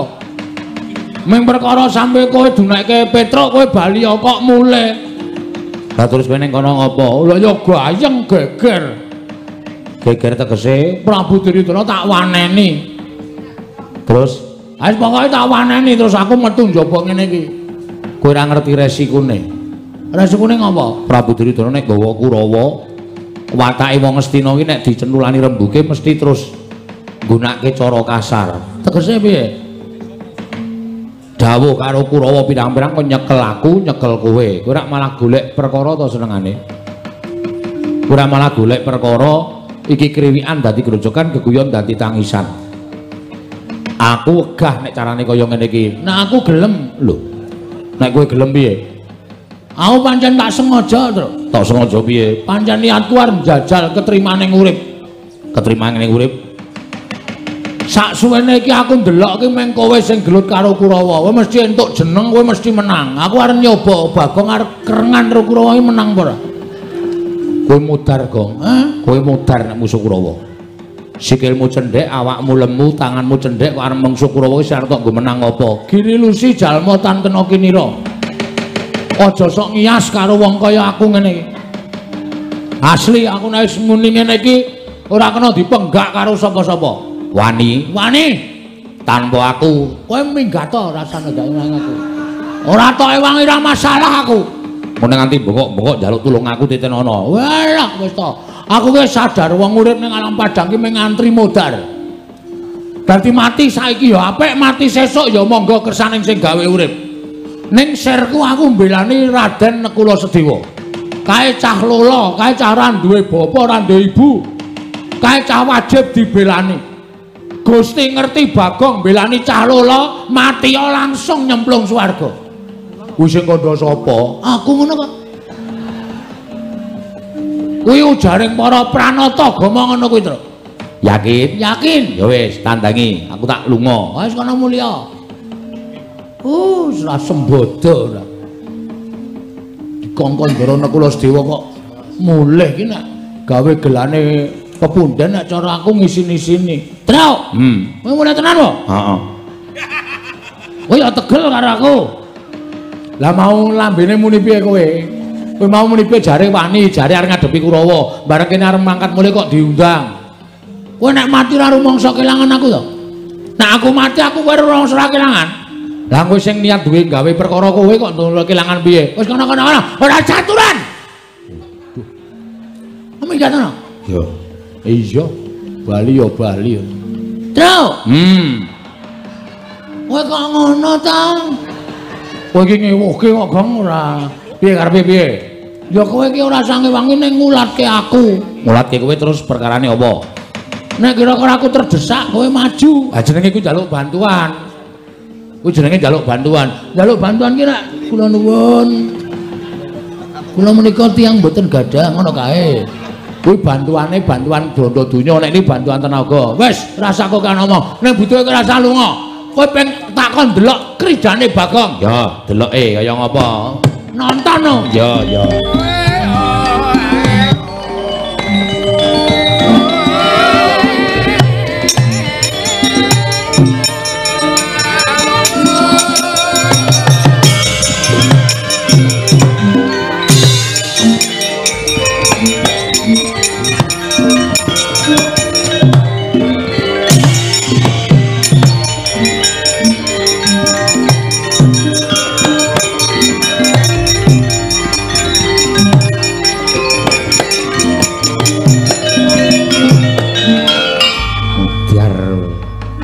Sing teko ora mung siji ning loro sisan.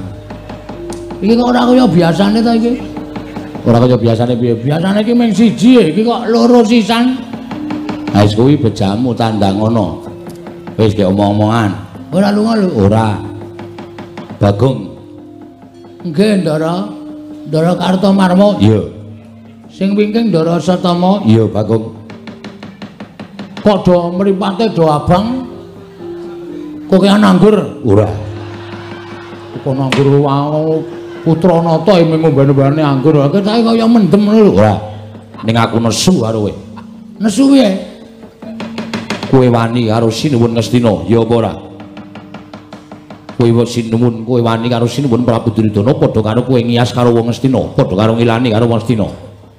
Mula aku didhawuhi dening Sinuwun Prabu Duryudana kon goleki kowe, cilik kon bondo kowe, gedhe kon mateni kowe. Ya, kowe mlungkula Bagong. Kowe ora nyawang karo kahananmu, kowe mung batur, kowe mung gedhe bal 17, kowe elek nyolok mripat. Kowe mung kere. Lah kok dadi wani karo Sinuwun Prabu Ngastina, kowe iki ora ngilu karo githokmu, ora nyawang karo kahananmu. Sik, Mo, ora waton ngomong kowe. Gong basa. Basa apa arep gelut kok basa? Rasa basa. Ora aja waton ngomong kowe. Kowe nguneke Bagong gedhi bal 17, kowe ngalek nyolok mripat mung kere, ning aku ora menungso. Lho. Lah kok kowe muni ngono? Lah saiki kowe nganggo sandangan apik nang kowe iki kudu menungso, kowe iki blesteran. Blesteran apa?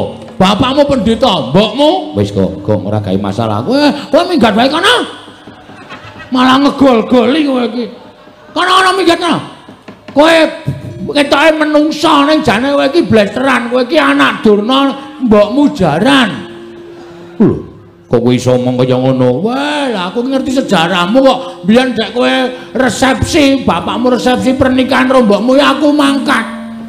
Dadi aku ngerti kahananmu. Wis Asatama aja teruske, kowe nek karo Bagong malah kewirangan. Perkara iki piye? Kowe bali apa ora? Bali nang ndi? Bali nang negara Ngamarta kondo karo Naklasdewa. Yen ora bakal entuk sithik wae negara Ngamarta. Aku gelem bali, nek wis gemlundung sirahe Bagong. Mudar tenan kowe wis tak tinggal kok. Tok. Gumlundung sirahe Bagong. Wani karo Kartomarmo. Sing tak wedeni awakmu. Ora minggat kok kene ditenono. Tak krubut loro tak tugel gulungmu. Mapano kendara dene aku Bagong. Weh, ayo buktikan kowe apa aku sing tekaning pati. Kowe iso mateni Bagong bumi langit tanggep. Iki merganing patimu. Pangga tak ayoni legane atimu.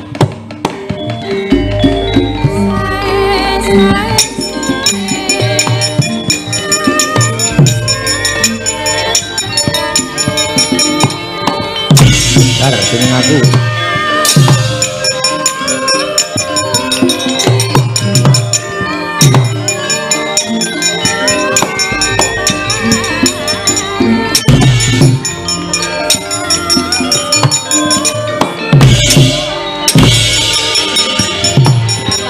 Aseme tanganku ora ketok e. Truk.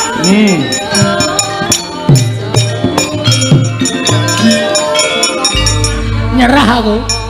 Nyerah piye? Biasane nek do perang aku ndelok wayang kae. Wong ndelok kowe barang kaya wayang kok dadak ndelok wayang. Karena tangane ngene iki kono langsung glecak ngono. Iki mah aku ngene iki ora keneng. Wong tanganmu cupet kok. Terus piye? Kowe wae. Lah rak tenan to. Sembodo ora. Aku tak leren. Urung apa-apa kok leren. Aku tak ngematke saka kadohan. Iya. Kono kowe sing perang. Ra urung ya aku sing temandang kok. Kowe nglelang nek perang wis bola-bali ketemu karo Kurawa menang terus e. Ayo aku kok ya. Heeh. Lakon apa wae anggere Petruk ketemu Kurawa kok iso menang ya terus kok gleleng ya. Ayo anak Semar iki gleleng dhewe aku.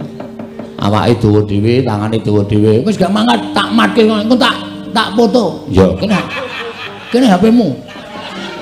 Ngece, kowe ngece kowe. Dime HP ku ora ono kamerane kowe ngece. Ora duwe ya? Ora. Yo nganggo kon aku. Oh iya.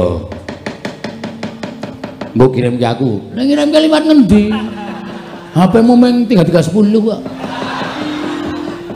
Ya engko dikirimke di after ya, Gong. Hah? Di after terus kirimke aku. Tak pajange nang apa ruang tamu nek aku pas gelut. Oh ya, ya engko tak afdreke. Ya, ya, nonton bae kowe. Heeh.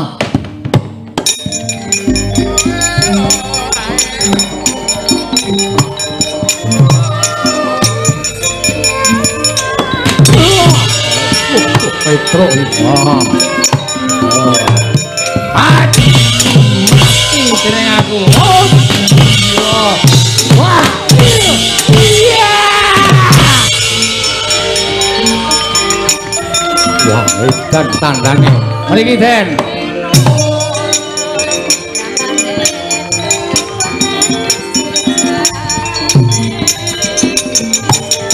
Mati ora iso. Awas, biar awas, biar. Ayo.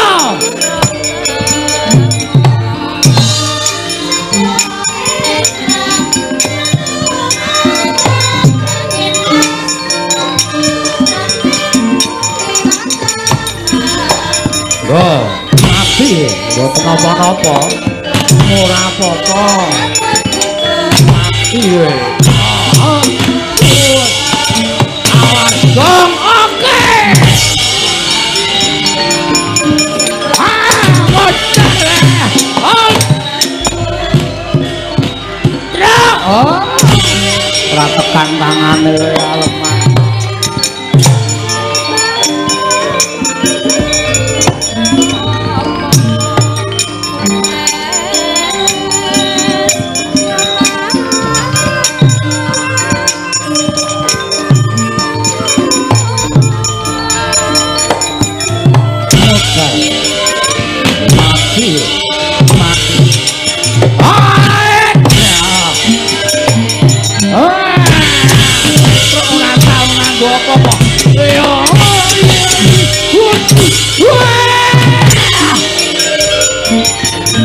Waduh, mati aku.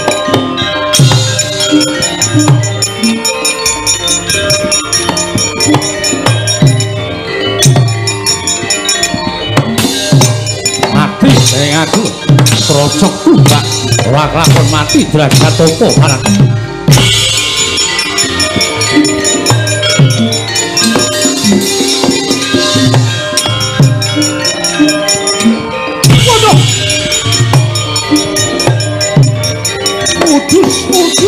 Ora. Iya. Ora. Iya. Ora keneng. Ayo. Ayo, pokoknya anggere aku frigel wae sing ora kena. Asem kowe gleleng tenan. Ora ngomongi. Seneng nek cengelku bonyok. Wong kuwi senengane sok kemetok-ketok. Kakane lagi ngendani tumbak pirang-pirang. Pokoke malah jedul mrono keneng sirahmu. Opus. Wedus. Iya. Iya. Alah dene nderekke Ndara Janaka pirang-pirang taun. Ndara Janaka kuwi nek ngendani panah pintere ora sama-sama. Aku meso dadak mencolot Ndara Janaka iki ming-ming ngene iki sit ngono ya. Panah ora kena, Gong. Heeh, Bang. Aku ya kerep sok ming ngono kuwi.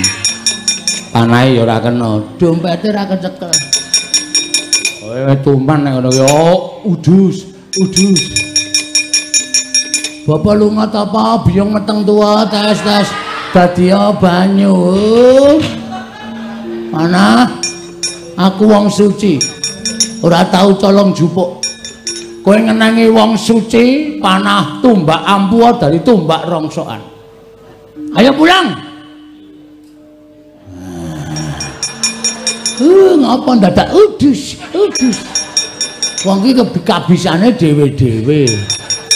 Piye mau kuwi? Agene pengen.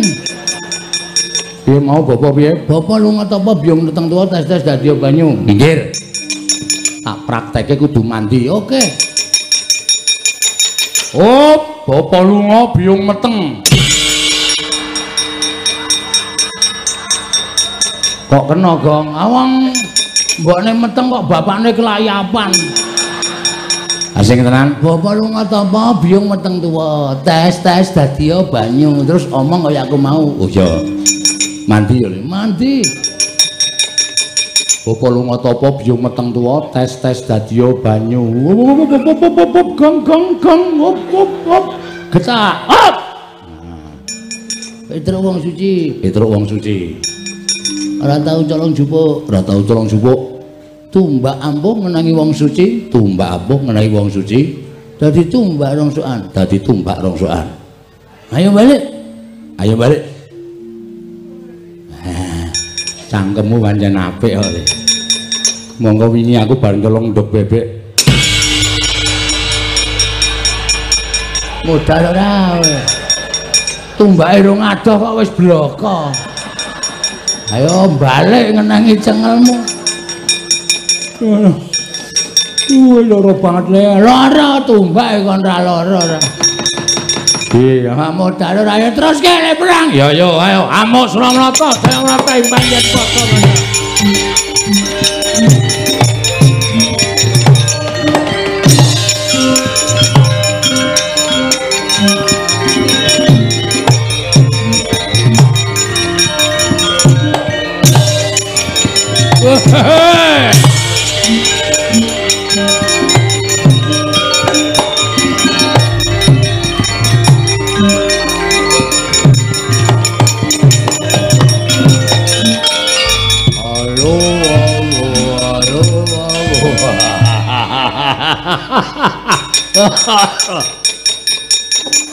Petro inggih Ndara Dursasana ya.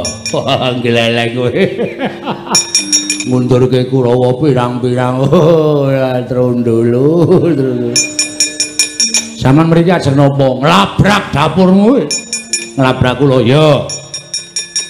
Bondo kula mestine ora mung kowe Bagong sing baku bondo.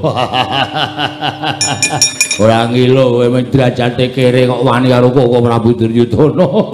Jeleh nyawang gelaring jagat, jeleh nyawang seming rembulan jaluk mati meruput kowe le. Ayo, kaya paku sing tekaning pati. Manut. Kula yo arep sampeyan sik kula yo trima. Weh, la wani semaur. Wani wae. Ming semaur kok ora wani. Neng kene temtokke. Kula napa sampeyan sing bakal tekaning pati. Ndok, ayo. Waduh, aku kok malah matratap. Bareng digetak genti rasane sir-siran. Mula wong niku aja sok bengok sura. Aja sok bengok-bengok. Niku ngetokke kepribadiane wong. Nek bengok-bengokne wong iku ora ngerti unggah-ungguh, ora ngerti tata krama ya sampeyan niku sing dadi nyatane. Ayo, kowe apa aku sing tekani pati? Oh iya, kowe apa aku sing tekani pati? Oh, manut. Nggo, mangan tem sik. Ngopo iki? Mangan tem sik.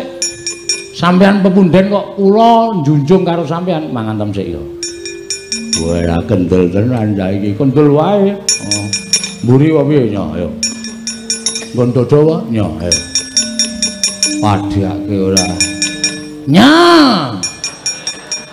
Ngopo iki? Tulung dicukurke rambutku. Bagong edan ora. Ngantem ya mudar tenan wae. Nya, kok dimarep tak mungkur nya. Lho. Nggon ngarep kok nya. Ngono kendel ya adak aku ora kendel kaya kowe isin aku. Nya ayo. Mburi wae ya. Kaya aku iki lho nya. Iya, aku ya kaya kowe nya. Ayo dak kendel kaya isin. Ayo areng apa ayo. Mburi wae nya. Mburi ya mburi nya. Pajake ya. Ya. Bres ngono ya mudar tenan. Nggo, adu kekuatan mawon. Yo. Ping pindho-pindho manut, ping telu-telu manut. Iya, nya. Pecah siramu, mang pecah. Nek iso mecah sirahe Petruk matur nuwun. Petruk wis kesuwen urip ning donya. Ya guys. Mati kowe. Iso mateni Petruk kula matur nuwun, yakin sumpah kowe. Mudar tenan. Iya kowe wis.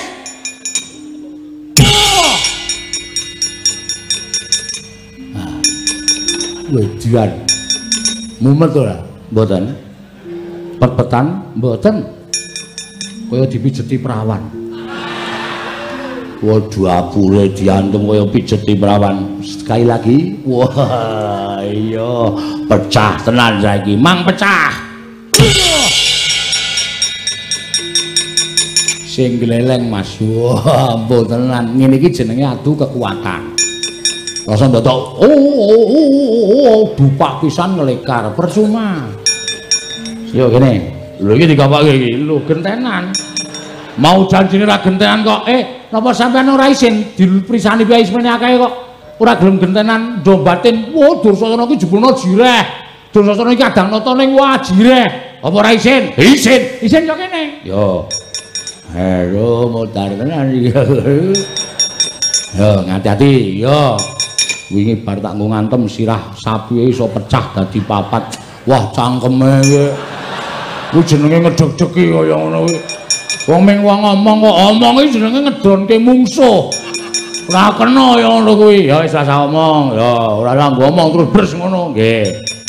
Semelah. Oh, kuwi ndonga barang. Apa-apa ki nek diwiti saka semelah kuwi apik wong Jawa. Ya wis. Ya. Met nggih. Ya.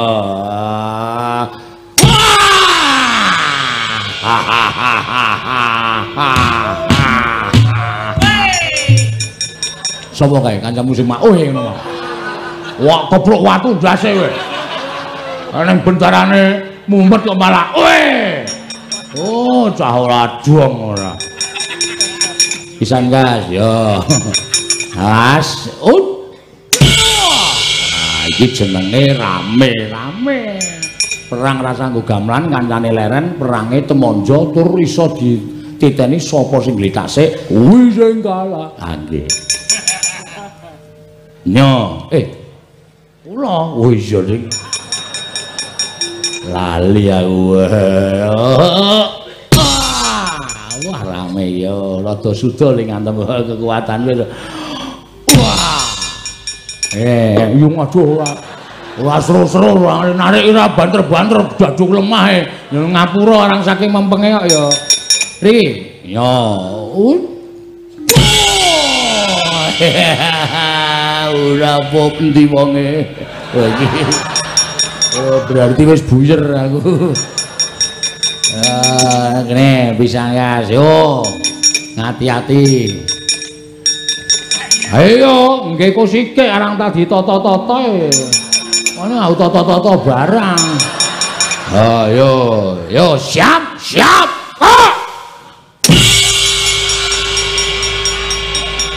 Untuk bendone ndi? Iki nyileh bakul degane. Iki bakul degan ora. Oh diar kowe. Nek ra dipisan Bagong. Dur. Kok ngletaki piye? Wong ambuh kok ngletak. Wis pindho lho, Truk. Wis pindho gentenan aku. Matane. Lek to, lek dengkulmu atos ora. Ora ngematke Petruk apa sengkune. Luweh cah edian. Ora sak penake dhewe. Kurawa sapa sing durung maju? Ayo maju apa Rasata Kurawa sapa sing aduh. Takoni ne. Ora basa karo ora usah basa nang peperangan ana basa. Sing akon Kurawa ngoyak aku sapa? Aku. Sing akon sapa? Anak Prabu Duryudana. Aku tak takon karo kowe, nek aku mati ku jane kowe entuk apa to? Nek aku mati kowe entuk apa aku tak takon? Penyakit. Menungso ra tatanan. Wong nek jurapure kaya bekicot. Bekicot. Lecek kae. Kaya wangun-wanguno. Aja ming Kurawani. Ayo, amuk Suramarata, Jamrata. Sing akon mulih Bagong Prabu Duryudana. Piyaine on tekan kene. Ajangi jembar. Aku aja minggat, Dik. Waduh.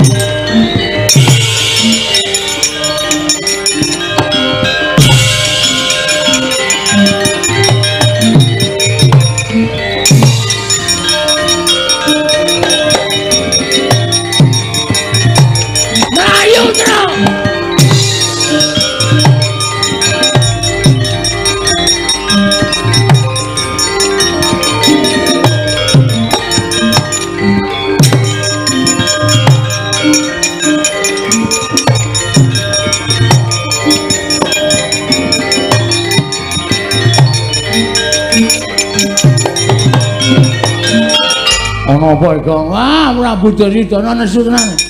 Tak sumbari sajake krungu. Aja meng Kurawa ayo Duryudana kon tekan kene. Saka kaduan muni Bagong mati kowe ndrantal aku. Ayo Tru mlayu. Mulane negara Ngamarta nek ora mulih gedhawasan. Ya ayo mlayu sing banter.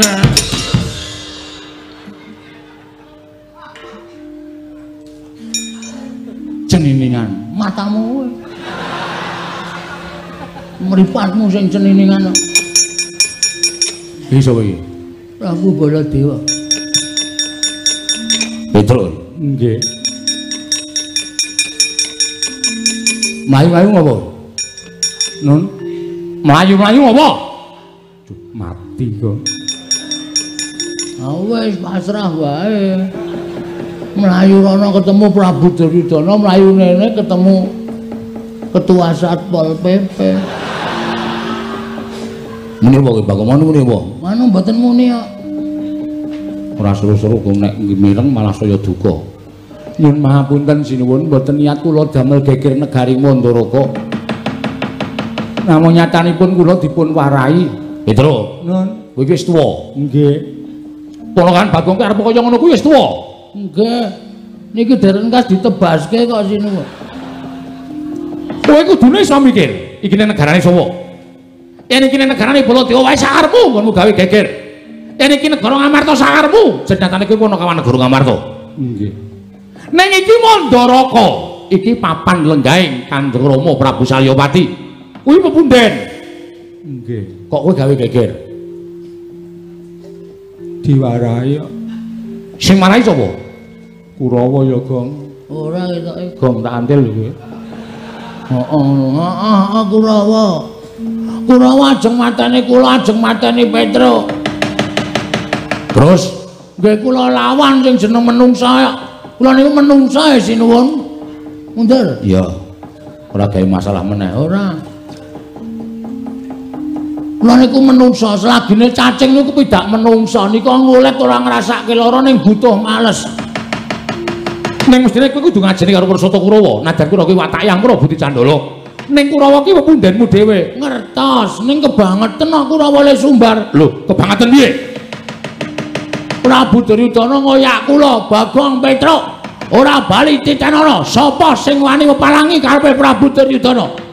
Mandaraka ki negaranku padha karo kae negarane wong tuaku. Wong tuaku Maratuwa Prabu Salya ki negarane Mandaraka. Mandaraka ki padha karo negarane Prabu Duryudana.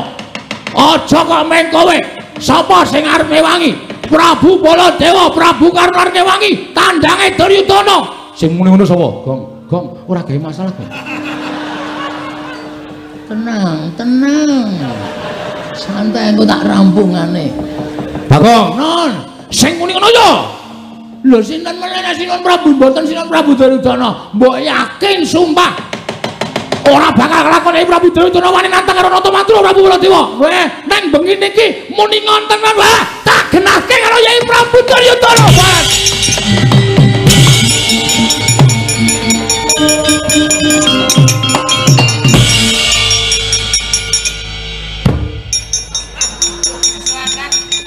Kowe ngapa ya? Aku ki jane ra seneng karo kowe. Kowe kok gawe masalah meneh iki ngapa? Kowe butuh slamet ora? Ha butuh. Nek butuh slamet carane ngono kuwi. Memanfaatkan Prabu Duryudana. Kuwi jenenge tumbak cucukan. Ora masalah. Sing penting slamet. Ha iki ngene gegere mengko nek nganti Sinuwun Mandura kae engko ki nggenahke karo Prabu Duryudana. Yayi. Wonten dawuh. Ora usah praktekan. Oh tak kira nek nyeluk aku yayi. Iki aku ngomongke kono kok. Yayi. Menapa paduka ngendika nantang kalian karo kowe Mandura. Terus Prabu Duryudana, sinten ingkang sanjan? Bagong. Kula mboten matur napa-napa. Wah, Bagong. Ngedu Baladewa karo Duryudana menungsa kaya ngono. Nggawa nenggala mudhar. Kuwi rencanane sapa kaya ngono? Ketoke ngono kuwi, Gong. Semana dalange wae ora usah gawe lakon to. Iki sing lakoke iki. Lho. Kowe iki mung wayang dilakoke iki, rasa tok gawe acara to. Slamet. Aku kok iso ngomongke slamet. Aku wis ngentukke detuk banget di iki. Mesti mbelani aku. Nggih Mas Eno nggih? Heeh. Andani ngayal kok kowe. Santai wae rasa kuwatir. Cah ediane kaya ngono.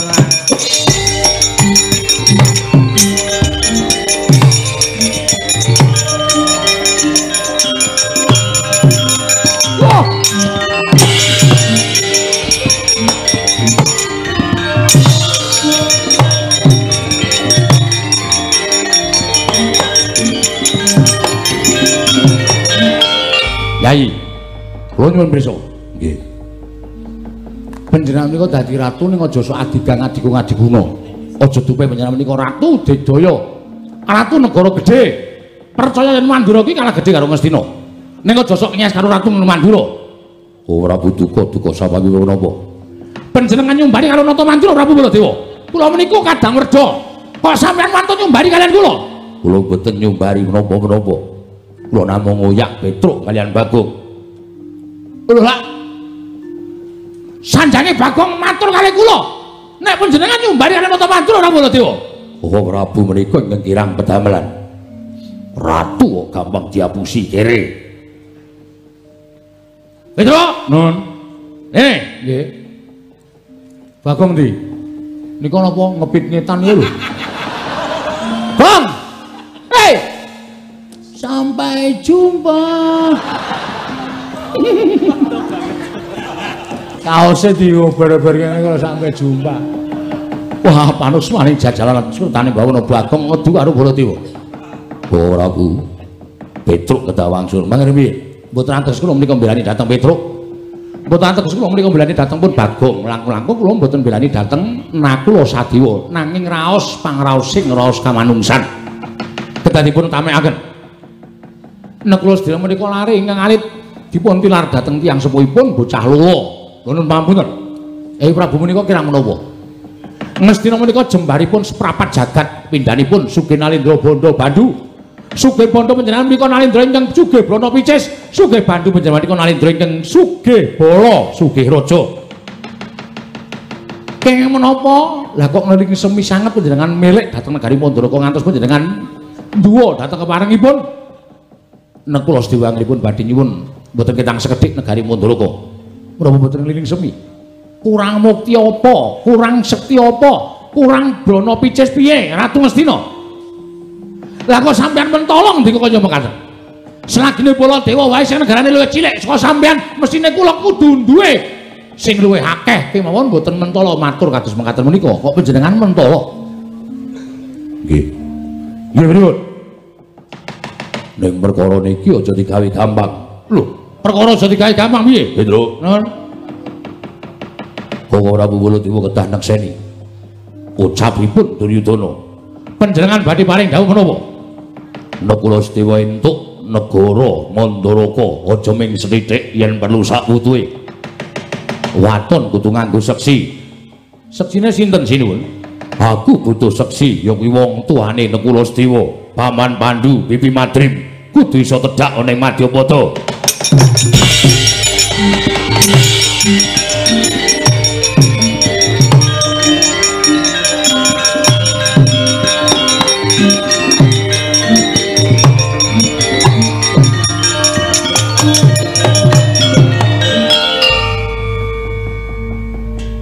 Ketok serakahe Nalindra Ngastina nggih sinuwun. Lah napa iso kelakon, napa tumon? Piyai sing wis ora ana kok kon urip meneh dadi seksi niku napa pripun, Bang Jagas? Piye truk akhire? Kok pancen setan. Iki mau apa ngepit golek Indomaret e. Waduh. Tuku apa? Tisu basah. Keringat ki nek dilap nggo tisu kering ki kelet nang cengel. Oh. Do kelet-kelet kali terus. Dene dili angel ya, Gong. Petruk, nun, aku percaya. Pambudi dayaning menungsa kawasa bisa menika padhang yen to entuk kanugrahaning Wang Mahanasa. Nggih. Kowe bali yo. Nggih. Nadan iki sawijining bab ingkang mokal kelakone. Nanging aku percaya bola bali Pandhawa kuwi nglakoni lelakon ingkang mestine ora ketemu nalar kelakon nanging nyatane Pandhawa iso nglakoni. Nggih. Mula Pandhawa kuwi mantasaning titah musti kaning bawana. Nggih. Baliyo barengipun kabeh iki aja kok kandhake kula Sedewa. Ning kandhakno pepundhenmu Pandhawa kabeh. Wah, kula mengke didukani Ndara kula Sedewa. Wong niki ora entuk ngerti Ndara Werkudara Janaka kok wis to, manut karaku. Yen kula Sedewa dhewe sing mikir ora bakal lakon. Ning yang dipikir karo gerangane mesti kelakon, Petruk. Aku percaya karo adi-adiku Pandhawa. Oh nggih, nggih. Nek kula didukani Ndara kula Sedewa, kandha sing ngakon Baladewa. Oh nggih, siap, siap. Nggih pun ngoten mawon nyuwun pamit. Ya sing ati-ati. Mawon ya sinuwun. Mbur aturan. Enten apa ya kula salah napa ya? Kuwi senengane adu-adu. Yai Prabu Duryudana ora ngomong kaya ngono kuwi. Wah, ngapusi ning. Wong ngomong kok ya terus ora, wis kowe iki ora usah gawe masalah to. Ki wis tentrem kok senengane. Omong ora? Ora. Ora cengengesan ora. Muni ora karo cengengesan.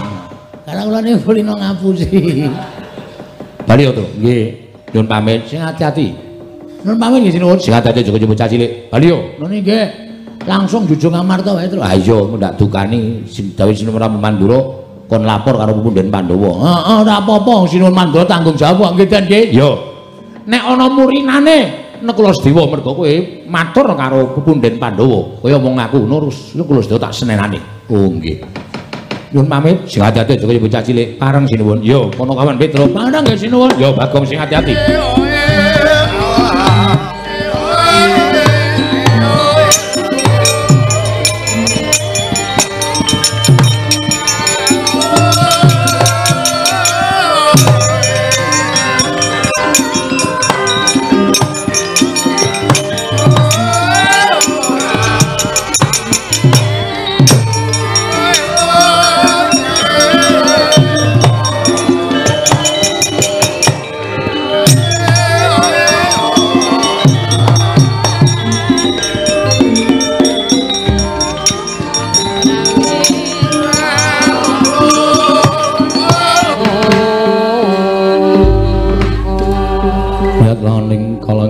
Gelar pandhan munsara